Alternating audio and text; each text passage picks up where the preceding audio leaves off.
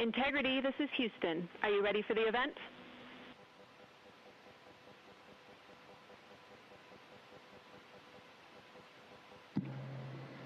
Houston, this is Integrity. We sure are. Canadian Space Agency, this is Jenny from Mission Control Houston. Please call Integrity for a voice check. Jenny, hello and thank you. Integrity, this is Josh Kutrick at the Canadian Space Agency in St. Hubert. How do you hear us?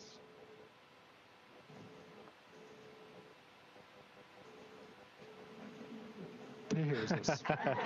We got you loud and clear, Josh. Great to hear your voice. We got Jenny on Capcom, and it's great to have you on board Integrity. Thanks for joining.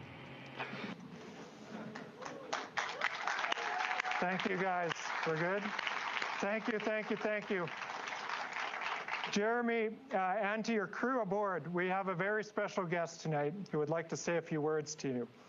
And so, c'est avec grand plaisir que je passe la parole au très honorable Mark Carney, Premier Ministre du Canada. Merci beaucoup, Joshua. Et tout d'abord, Jeremy, je veux commencer en français parce que tous les Canadiens et Canadiennes sont tellement fiers de vous pour bien des raisons, mais c'était incroyable de vous entendre parler français pour la première fois dans l'espace. And as I say, Canadians are so proud of what you're doing and the collaboration. And I just want to have a chance, if I may. I'm thrilled. I'm absolutely thrilled to be speaking with you, Jeremy, and the crew. We've all been watching and inspired by what you're doing. And I just want to, I'm conscious. I spoke to the president the other day. I think he may have mentioned just how proud we are to be associated with this mission. And, it strikes us in Canada, there's such an incredible team, from the engineers who designed Orion and the rockets to mission control, to Jenny and the team there, the four of you. And I wonder if you just, enlighten us a bit about some of the lessons that you've learned over the years and up there in terms of teamwork and collaboration. I mean, this is such a unique example for the world and beyond. And I heard last point pilot Glover say, I think it was on Easter, he was looking back at what he called Spaceship Earth, and what lessons we can take here on how to work together better down on Earth.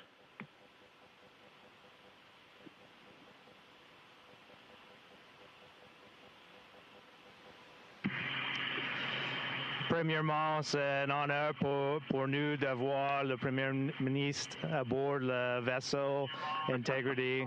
Alors, merci beaucoup pour ça. Et pour moi, c'est juste important de communiquer que je suis tellement fier du Canada. C'est le Canada qui a fait le travail de créer cette opportunité d'être ici dans l'espace lointain. Alors, Canada, je suis aussi fier de vous. Also, why don't I pass the word or the mic around a little bit? I think my colleagues would love to say a couple words, and they know a lot about collaboration. You can see we got our flags here together. We're better together, and I'll pass the mic. Perfect. Greetings, Prime Minister Carney. I just wanted to say thank you for the amazing hospitality, and we look forward to sharing all of the discoveries and pictures and experiences with the people of Canada when we get back. And I think I'll just say one word about teamwork is willingness. Willingness is a huge ingredient in a successful team. I'll just add that I flew to the International Space Station in 2014, and before we go up there, we have to go to Montreal to the Canadian Space Agency and do training up there. And it was amazing. In just 1 week of my robotics training up there, I have lifelong friends from Canada, and I am honored to serve alongside Jeremy, Josh, and Jenny, truly the finest astronauts I have ever met.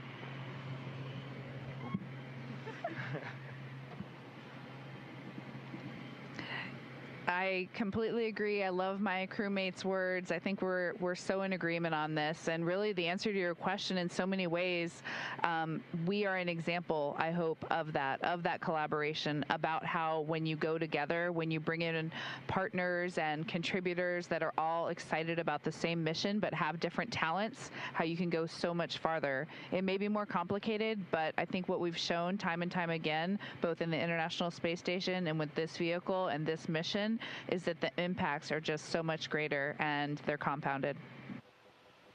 Amazing, amazing. Well, can I pick up on just a couple of things you said? One is on hospitality, and it's great that you've been to Canada. I want to extend the invite on behalf of all Canadians to come to Canada. Certainly come to Ottawa. Don't look too closely right now. You'll notice that it's still pretty white, but it's the snow's going to go. And I just wonder, a lot of Canadians just want one point of reassurance that the preference is for maple syrup over Nutella on your pancakes in the morning.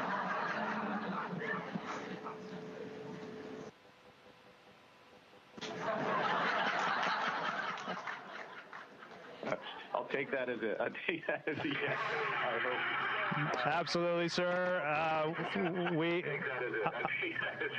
I can send Christina to get the syrup right away, but we definitely have it on board. It can make another guest appearance. That's excellent. I'm going to ask two questions. I'm conscious of the time. She'll bring it over. While I have the mic for a second. All right, over to you. I'm sorry, Jeremy. I'll squeeze in two questions. By the way, we all trust you. You don't have to prove it. But I'm going to ask a serious. Well, they're both serious questions. And the first one was, Jeremy, you said the other day that this mission is a risk for a good reason, which really struck me, and it struck me as well. You know, in the countdown when there were some tolerances, and Mission Control had to decide that, you know, it was risk and it was good to go, and everyone signed off. So you're taking risks for a good reason. And I just wonder, maybe expand on that a bit. You know, you've got lots of young people watching and inspired, and, you know, the challenge that there is, and it's a positive challenge for this generation. But the other question, which I'll squeeze in, is, you know, we have been following here that the wake-up songs that you've had, from Sleepyhead to Tokyo Drifting. My daughter's making a playlist, so she wants to get some feedback on your favorites, your favorite wake-up songs.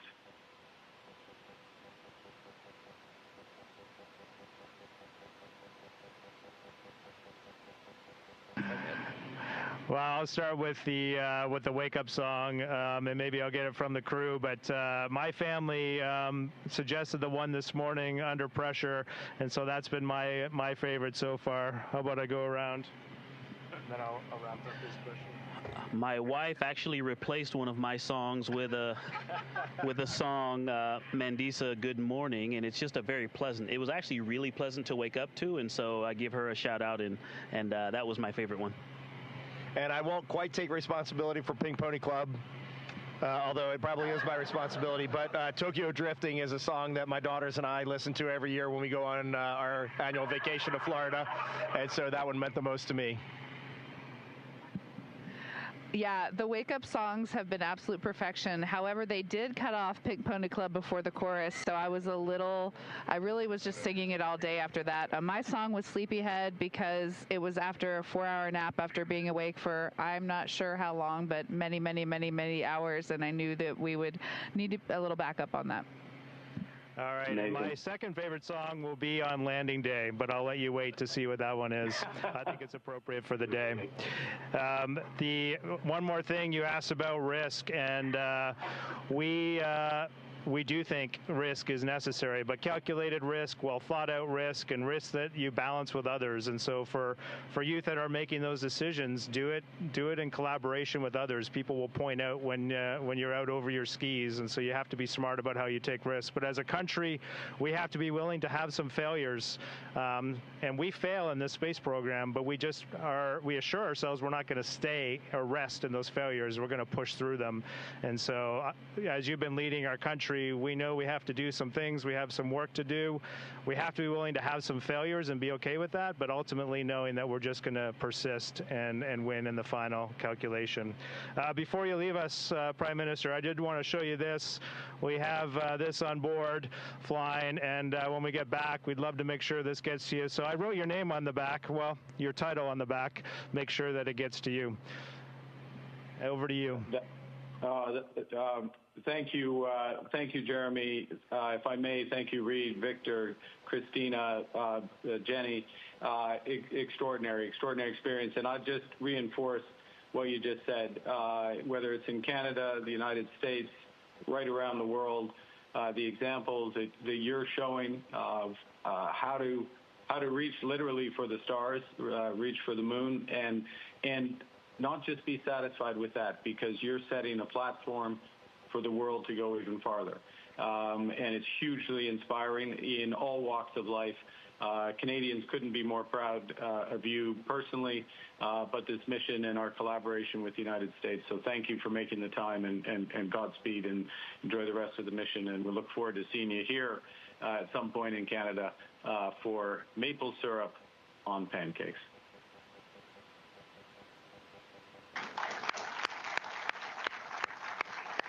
Thank you. Thank you. We love it. We love it, sir. That's great. Thank you, Prime Minister. Thank you, Jeremy. I would now like to invite the Honourable Mélanie Joly, Minister responsible for the Canadian Space Agency. The stage is yours. Yes, thank you, Josh. Hello. Hi, everyone. Hi, Jeremy. It's really a pleasure to see you and all the crew.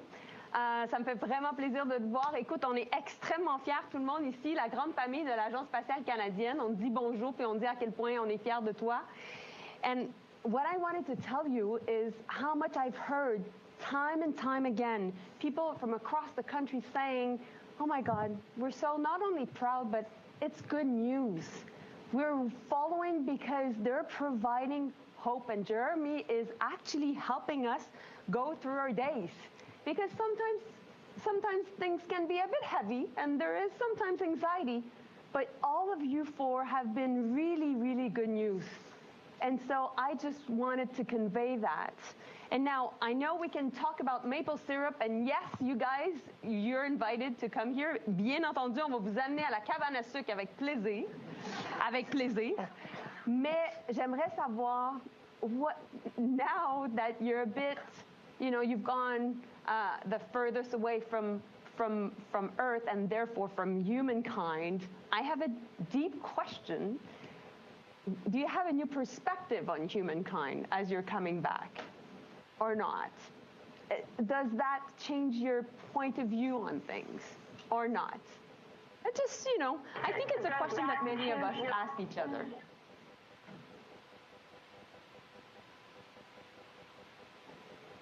Donc voilà, c'est ma question. Après toi, Jérémy. Merci encore. I think it's an excellent question, and you know, the answer for me. Messy. I think it's an excellent question, and for me personally, it hasn't changed my perspective at all. I've seen some amazing things. The viewpoints and the perspective. I've seen new perspectives, but my perspective on humanity and our place on planet Earth has not changed, because I launched with the perspective that I think there is enough for all. The purpose of humanity is joy and lifting one another up, creating together versus destroying. And that's how I launched. And I launched with the expectations. We often say in this crew, we don't want to set expectations, but I launched with the expectation that I would see the proof of it with my own eyes, and I definitely have. And I think that's really reassuring. And I'm glad, we're all glad. We've been just receiving some touching messages up here. Yours was very heartfelt. We felt it up here. And we're glad that we can remind people that we can do better as a human race by lifting one another up and collaborating. Alors, merci pour la question. C'est vraiment important pour nous à penser des choses comme ça. That was the best. Thank you, Minister. Thank you, Josh. Thank Very you. nice to see you. Thank you. And I think there's lots of young people that want to ask questions. We should do that. We should go right to questions. So, moving right along, Jeremy, Artemis, don't go anywhere. We'll start with a question from the room. Ella. Hi,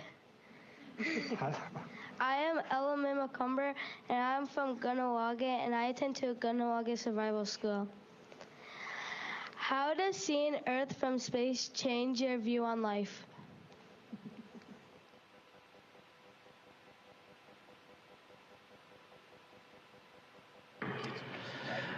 It's another deep question, and I've been to your school. I remember it well. I had a great experience there. I have to release my colleagues back to work because there's no rest up here. There's always a lot to do. So I'm going to send them off, and then I'm going to answer your question. Thanks for joining me. Appreciate it. I hope we get to visit you. Victor says he hopes he gets to visit your school as well. And like I was saying to Minister Joly, my perspective hasn't expressly changed, but I do think it's important to reinforce that, well, what I have seen up here has reinforced my perspective. We live on this extraordinary planet Earth, and it is truly out in the void of space. It was really unique to see it from the far side of the moon, to look through the moon and see this three-dimensional moon out in front of you, and like just so oddly, this enormous sphere hanging in space, and we were on the far side of it looking back and seeing planet Earth, and then watching planet Earth disappear. We saw the Earth set behind the moon, and then we waited a little while, we lost contact with Earth, and then to see the Earth rise again and to be able to talk to Jenny back in Mission Control, that is an amazing perspective, and it's something we already know from science, but to see it with your own eyes, wow, seeing is believing. Thank you, Jeremy. There's some time for a few more. The next question is from Raya, Mississauga, Ontario. We wanted to know, is there anything that you learned from the elders of the Turtle Lodge that impacted your journey to space?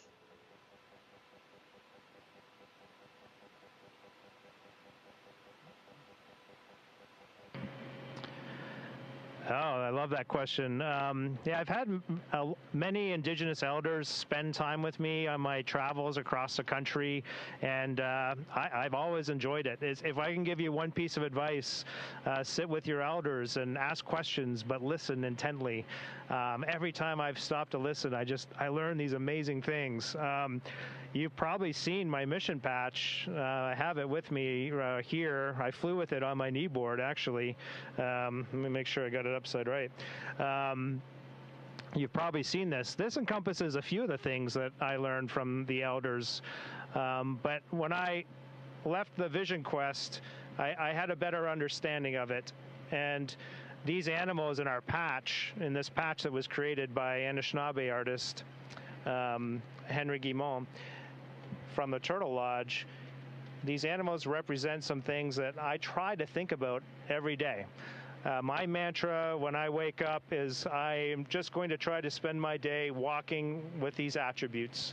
And so I start with courage, humility, respect, love, honesty, wisdom, and truth. And my crewmates here, and one of the instructors that we went on a backpacking expedition with, taught us something about being in integrity. It's actually one of the reasons we named our spacecraft Integrity, is because as humans, you are not always in integrity. Sometimes you are in your integrity and sometimes you fall short, but you should strive to be in integrity. And so for me, being in integrity is walking in accordance with these 7 sacred laws. And it's just something that helps me guide me through life. Over to you. Thank you, Jeremy. Our next question is here in the room. Oh, it's not. It's online. Our next question is from David Leader, Middle School, also from Mississauga, Ontario. Our question to Jeremy is, with AI, robots, and climate change becoming big issues on Earth, how do you think missions like Artemis will change the way humans live on Earth in the next 20 to 30 years?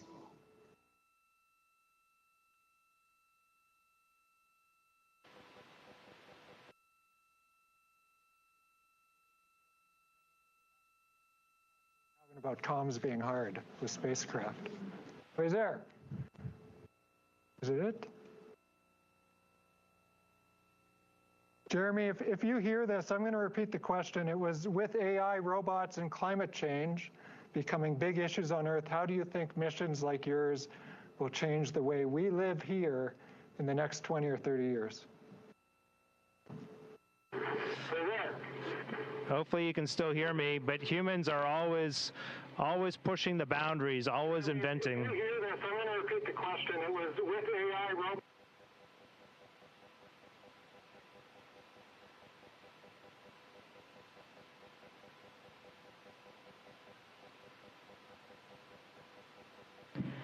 Yes, I heard the question the first time. Maybe my comm's not getting down. It's interesting to think about. Hopefully you're hearing this. Just interrupt me if you're not. We keep pushing the boundaries of innovation, and there's new technology, and that's great. We can leverage it for our advantages. We can also use it to do harm. And so we just have to strive to keep pushing innovation in ways that helps us collectively live better together. How do missions like Artemis help us? Well, one of the things I love about space exploration is we set really big goals, hard goals, like sending 4 humans out around the moon. And we have more goals. We're not stopping here. If you think this is neat, it's going to get really exciting in the next number of years. We plan to get back to the surface of the moon. We plan to create a permanent base there on the moon and eventually get to Mars. But what is awesome about when we set these big goals is it puts a focus point on actually getting it done. When you know, it's easy to dream about things and create innovations, but when you actually are going to bet your life on something and go out and do it, it really helps bring that innovation cycle all the way around, from original thought to scientific understanding to actually development and testing to actually doing. And doing is important. And we in the Artemis program are doing as an international collaboration and flexing one of the most important muscles we have, which is learning how to work better together. Over to you, Josh. Thank you, Jeremy. That was well received down here. We're hearing that is about all the time that we have. And so a heartfelt welcome and thank you to Jeremy, Christina, Victor, and Reed, the Artemis II crew. Bon voyage. We wish you a safe journey home. We hope to see you all again very soon. Thank you, everyone.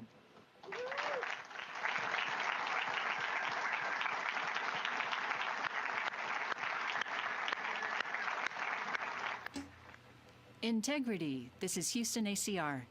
Thank you. That concludes our event.